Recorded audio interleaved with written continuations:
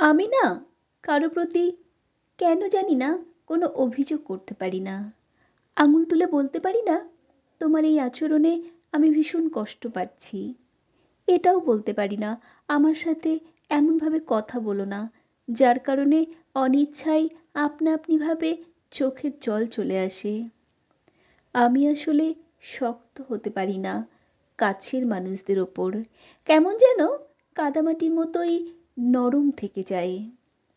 অথচ উচিত ছিল শক্ত হওয়ার, জবাব দেওয়ার দরকার ছিল কঠোরভাবে, যাতে তারা দ্বিতীয়বার আঘাতের কথা মাথায় আনতেও কয়েকবার ভেবে নেয়। কিন্তু আফসোস, পারি না। ওই যে কাদামাটি বললাম নিজেকে, যার কারণে বুঝেও সোজা হয়ে দাঁড়াতে পারি না, ভেঙে আমাকে পড়তেই হয়। তবে হ্যাঁ, সবচেয়ে চমৎকারভাবে যেটা পারি সেটা হলো নীরবে সবটা সহ্য করে নিজেকে কষ্ট দেওয়ার।